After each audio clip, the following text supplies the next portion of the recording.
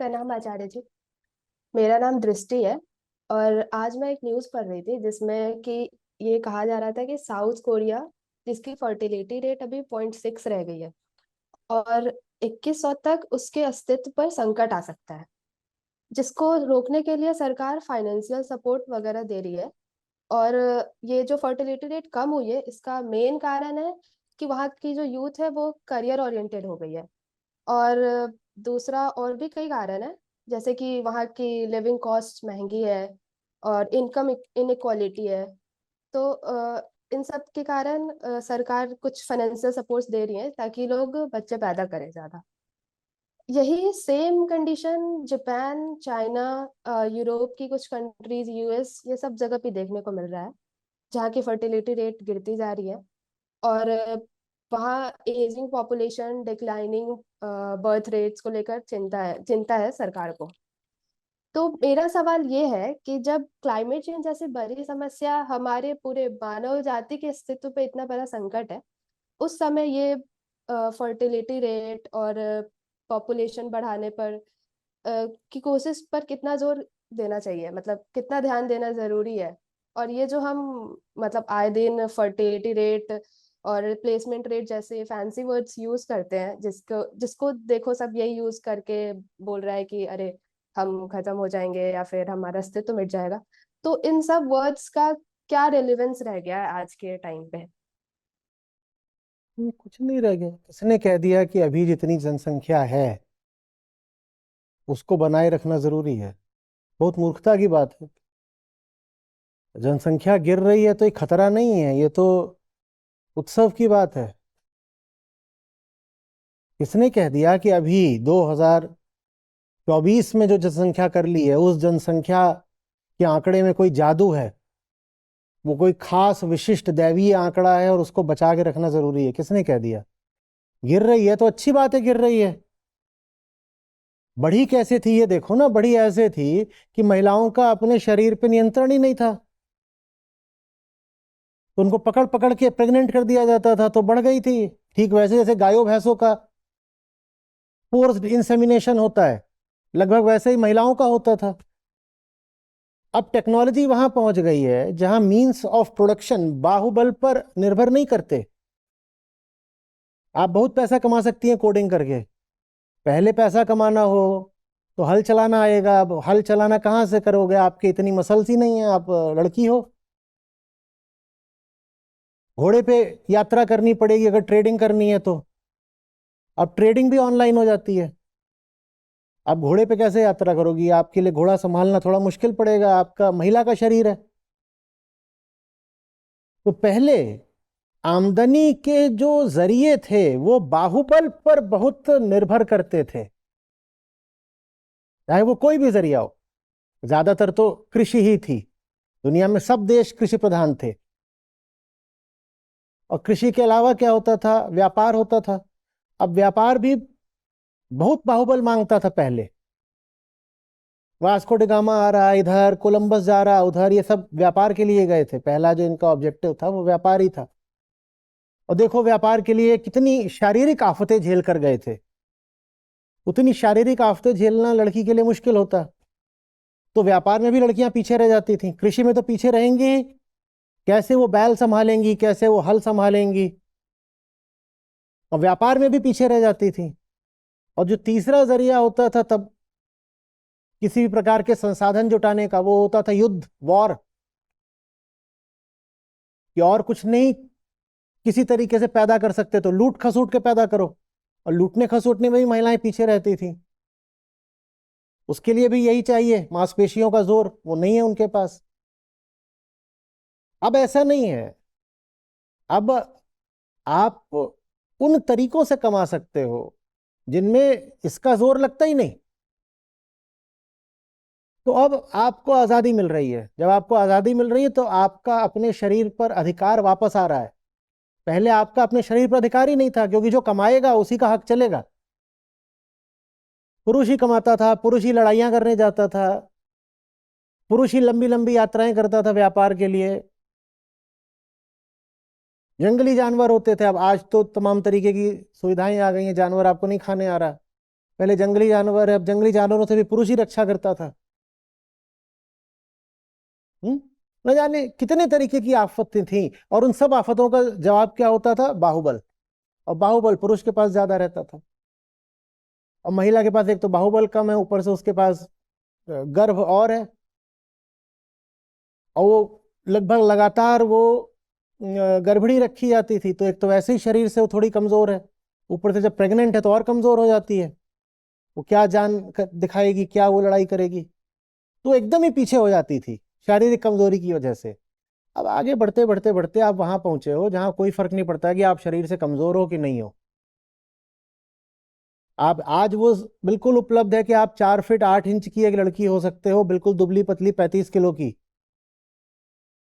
लेकिन वो मोटा पैसा कमा रही हो। आज संभव है, पहले नहीं हो सकता था। हम्म? तो आज ये संभव हुआ है, तो महिलाओं ने कहा है भैया हमारा शरीर इसलिए थोड़ी है कि हम बच्चे ही पैदा करते रहे। तो फिर जो फर्टिलिटी रेट है वो गिर रहा है। पूछा ये जाना चाहिए कि जब बढ़ा इतिहास में तो कैसे बढ़ा? बढ़ा ऐसे कि औरतों का दमन कर करके बढ़ा। अब वही दमन वापस आए, उसके लिए दुनिया के बहुत सारे देश अब उनको, औरतों को लालच दे रहे हैं, तुम घर पे बैठो, ये फेमिनिज्म वगैरह बेकार की बात है, ये स्वतंत्रता, ये इंडिपेंडेंस, ये इसमें कुछ नहीं रखा, घर में बैठो आराम की जिंदगी जियो, तुम घर में बैठो बच्चे पैदा करो, हम तुम्हें मुफ्त का पैसा देंगे। काहे के लिए पैदा करे वो? इतने लोग क्यों होने चाहिए? मैं फिर पूछ रहा हूँ, 2024 में जो इतनी जनसंख्या कर ली है आपने, 8 अरब, 8 बिलियन, 800 करोड़ से ऊपर की, इतनी बचाए रखना जरूरी क्यों है? ये तो सस्टेनेबल वैसे भी नहीं है। अभी मैं कल ही कह रहा था कि दुनिया में जो सस्टेनेबल लिमिट है मटेरियल कंजम्पशन की, हर तरह का मटेरियल लेकर के, वो है 8 टन पर कैपिटन ओनली, 8।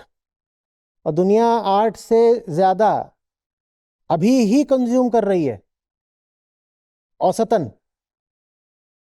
औसतन।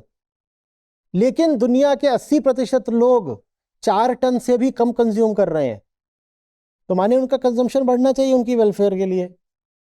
कंजम्पशन बढ़ाओगे तो पृथ्वी के पास रिसोर्स नहीं है। कंजम्पशन बढ़ाओगे तो पृथ्वी के पास रिसोर्स नहीं है। तो कैसे करें कि कंजम्पशन भी बढ़ा लें और रिसोर्स भी रहे? उसके लिए तो जनसंख्या ही कम करनी पड़ेगी ना। मैं किसके कंजम्पशन के बढ़ाने की बात कर रहा हूँ? अमीरों के कंजम्पशन के नहीं, गरीबों के, जिनको ठीक से खाने को नहीं मिलता। अभी 4 फीट 8 इंच की लड़की की मैंने बात करी, उसका तो कंजम्पशन बढ़ना चाहिए ना। और भारत में सब ऐसे ही है। और 150 करोड़, ये जो हमने 800 करोड़ की बात की, उसमें 150 करोड़ तो भारत में ही है। और उसमें सब जो ये गरीब और ऐसे कुपोषण वाले मुल्क हैं, सबको जोड़ दो तो ये आंकड़ा पहुंच जाता है 400 करोड़ तक। उधर भारत आ जाएगा, बगल में इधर पाकिस्तान, इधर बांग्लादेश है, उधर नाइजीरिया है, बहुत सारे ऐसे देश हैं, बहुत आबादियां हैं इनकी। और इनको तो अभी कंजम्पशन बढ़ाने की जरूरत है। और अभी ये जितना कंजम्पशन कर रहे हो उतना ही पृथ्वी नहीं संभाल सकती। तो कंजम्पशन बढ़ तो सिर्फ एक सूरत में ही सकता है ना, कि आबादी कम हो। पर हम मान के बैठे हैं जितनी आबादी है अभी, ये तो कोई सेक्रेड फिगर है, सेक्रेड। ये कम नहीं होनी चाहिए, कम होनी चाहिए। 8 अरब नहीं, दुनिया की जो सस्टेनेबल आबादी है वो 4 अरब से भी कम होनी चाहिए। किसी को मारने वारने की जरूरत नहीं है, वो चीज अपने आप हो जाती है। 2 लोग हैं जो मिलकर ये काम कर रहे हैं, एक महिलाएं और दूसरे यमराज। महिलाएं कह रही हैं हम पैदा नहीं करेंगे, यमराज कह रहे हैं हम मार देंगे।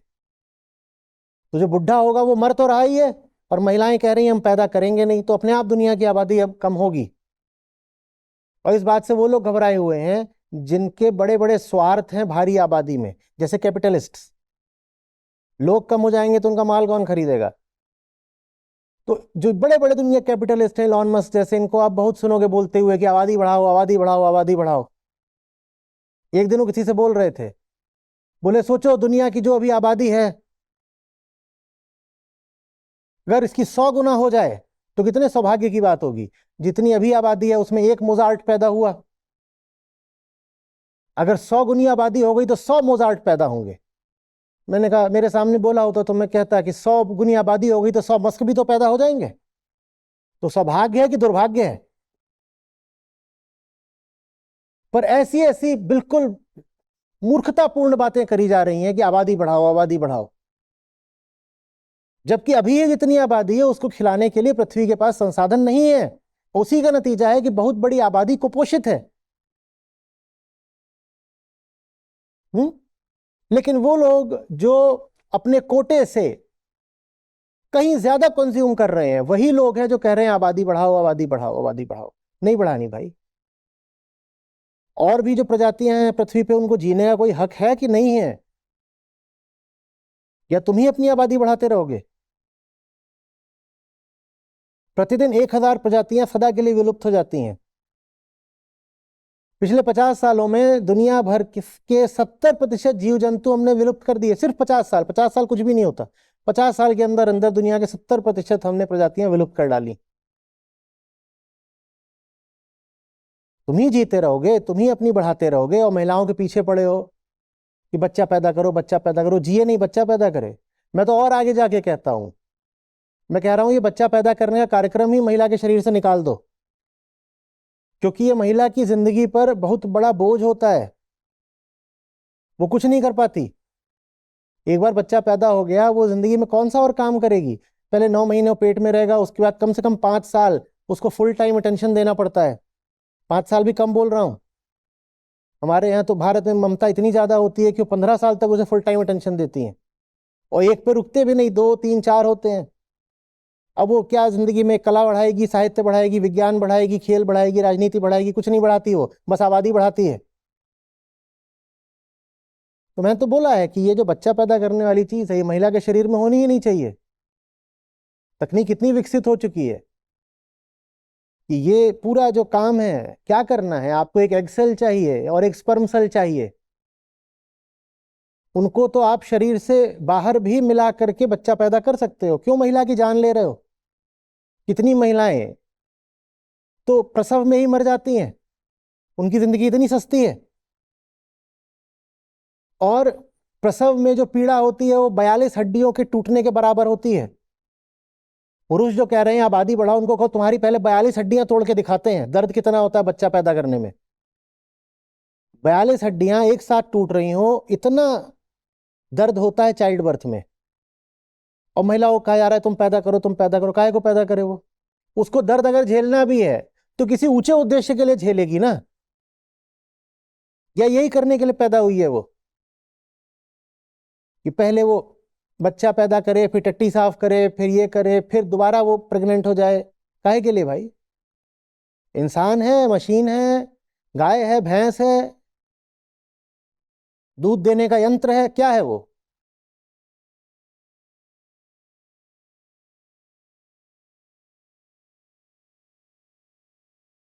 इन चक्करों में बिल्कुल मत पड़िएगा कि अरे बहुत बड़ी कैटास्ट्रोफी आ रही है, दुनिया की आबादी कम हो रही है। बहुत लोग हैं जो इस तरह का प्रोपेगेंडा कर रहे हैं।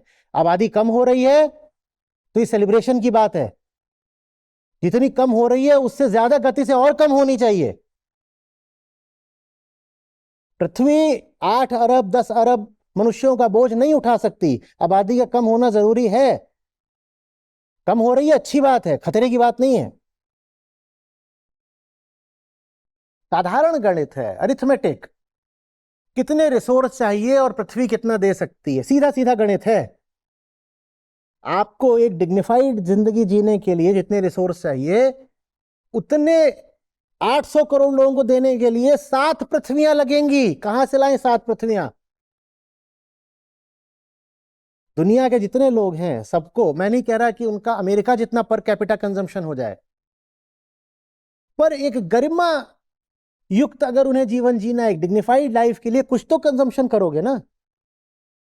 उतना कंजम्पशन अगर दुनिया का हर आदमी, सारे 800 करोड़ लोग करने लगे, तो तुमको चाहिए कम से कम आधा दर्जन पृथ्वियां। कहां से लाओगे? तो आबादी तो कम करनी पड़ेगी बाबा। अब भूलो नहीं कि इस ग्रह पर सबका साझा हक है। हमने सारे समुद्र बर्बाद कर दिए, हमने पहाड़ बर्बाद कर दिए, हमने जंगल सारे काट दिए। क्लाइमेट चेंज अच्छे तरीके से जानते हो। हम जिएंगे क्या? ये मछलियां, ये पक्षी, ये पेड़, ये इतनी प्रजातियां, इनका कोई हक नहीं है। अब मामला बर्दाश्त की हद से बहुत आगे जा चुका है। फिर से याद करो, मैंने कहा हम रोज 1,000 प्रजातियां साफ कर रहे हैं। 1,000, मैं नहीं कह रहा हूं 1,000 जानवर काट रहे हैं। जानवर तो हम रोज करोड़ों में काट रहे हैं, मछलियां मिला के। मैं कह रहा हूं एक्सटिंक्शन कर रहे हैं हम 1,000 प्रजातियों का हमेशा के लिए, क्योंकि हमारी आबादी इतनी ज्यादा है। तो आबादी तो कम करनी पड़ेगी, जहां जहां आबादी कम हो रही है उनको बधाई दो। आज बधाई का पात्र वो नहीं है जिसके घर में बच्चा पैदा हो गया है, आज बधाई के पात्र वो है जिन्होंने बच्चा नहीं पैदा करा है। उनको जाके बोलना चाहिए कॉन्ग्रेचुलेशंस कॉन्ग्रेचुलेशंस।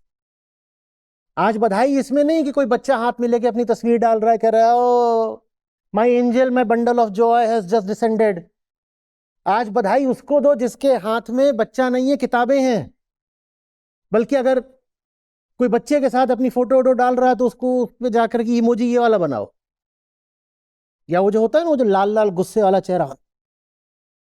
किसी ने डाला कि मेरा पैदा हुआ है, खासतौर पर, चलो पहला तो ठीक भी है, बहुतों को बड़ी चाहत होती है बच्चा हो, तो एक बच्चा तो चलो ठीक भी है, पर जहां किसी ने अपने दूसरे बच्चे का डाला तहां उसको तो यही दिखाना चाहिए।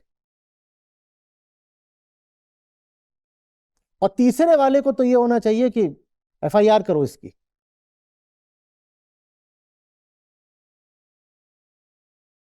भारत देश भी 150 करोड़ लोगों का बोझ नहीं झेल सकता। ये देश ही मिट जाएगा अगर 150 करोड़ की आबादी रह गई तो, या अगर बचा भी रहेगा तो वैसे जैसे कोई स्लम होता है जहां पे भारी आबादी ठुसी होती है अमानवीय स्थितियों में। हमें स्लम बनाना है क्या भारत को? अगर भारत को एक गरिमापूर्ण राष्ट्र बनाना है तो 150 करोड़ की आबादी नहीं चलेगी, इसे कम होना होगा। कहां से लाओगे रोजगार? टेक्निकल प्रोग्रेस का मतलब ही होता है कि जिस काम को करने के लिए पहले 100 लोग लगते थे वो काम अब 10 लोग कर देते हैं। आबादी बढ़ा रहे हो और जिस काम में पहले 100 लोगों को नौकरी मिलती थी वहां 10 लोगों में ही काम चल जा रहा है, तो रोजगार कहां से आएगा? दंगे और होंगे रोज।